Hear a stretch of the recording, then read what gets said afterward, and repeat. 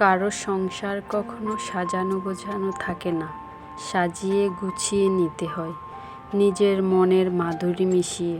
তেমনইভাবে কোনো মেয়ে পাকা রাঁধুনি বা সংসারী হয়ে শ্বশুরবাড়ি আসে না। নিজেকে সব দিক মেনটেন করে সংসারী বা পাকা রাঁধুনি হয়ে উঠতে হয়। কেউ দেখে শিখে, আবার কাউকে শিখিয়ে দিতে হয়। দুই ধরনের মানুষ হয়ে থাকে, কেউ চোখের দেখাতে বিশ্বাসী আর কেউ হাতে কলমে শেখাতে বিশ্বাসী। বাবার বাড়িতে থাকা মেয়েটা কত আদরের, কত যত্নের, কত ভালোবাসার। যখনই পরের অধীনে চলে যায়, তার উপরে হাজারো দায়িত্ব এসে ভর করে।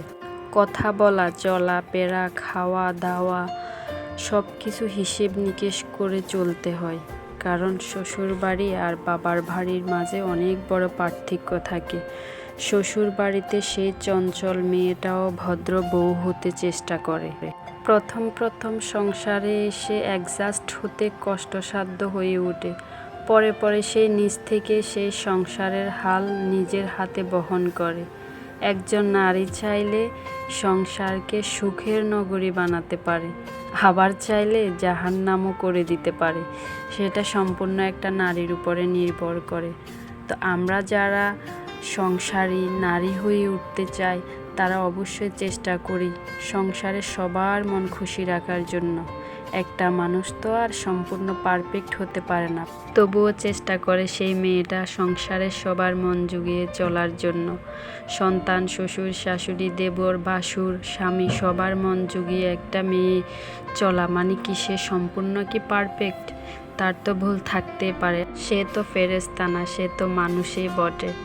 তো আমরা যদি বাইরের কারো দোষ না ধরিয়ে সেটাকে নেগেটিভভাবে না নিয়ে পজিটিভ নিই, তাহলে কোনো সংসারেই অশান্তি থাকে না, সংসারটা হয়ে ওঠে জান্নাতময়।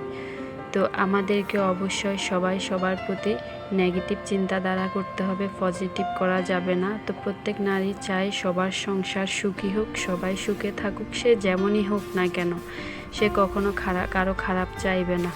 তো এই চিন্তাধারা প্রত্যেক নারীরই থাকে। আর আমার কথাগুলা কি আসলে সত্যি নাকি আমি বানিয়ে বানিয়ে বলেছি, আপনারা কমেন্টস করে জানাবেন। প্রত্যেক নারীর জীবনের সাথে হয়ে থাকে কম বেশি। এটা যে আমার জীবনের সাথে হয়েছে এমনটা কিন্তু নয়, এটা প্রত্যেক বাঙালি নারীদের সাথে হয়ে ওঠে। তো আমাদের নারীদের কোনো স্বাধীনতা নেই বললে চলে। আমরা স্বাধীনতা চাই না, আমরা চাই সংসারে সবাইকে নিয়ে সুখে থাকতে। তো আমার ভিডিওটা কেমন লেগেছে, আপনাদের কাছে যদি ভালো লেগে থাকে, আমার পেজ থেকে ভিডিওটা দেখে থাকলে পেজটা ফলো করবেন। ইউটিউব চ্যানেল থেকে ভিডিওটা দেখে থাকলে আমার ইউটিউব চ্যানেলটা সাবস্ক্রাইব করে দিবেন। লাইক কমেন্ট শেয়ার দিয়ে পাশে থাকবেন। ভিডিওটা দেখার জন্য আপনাদেরকে অসংখ্য ধন্যবাদ।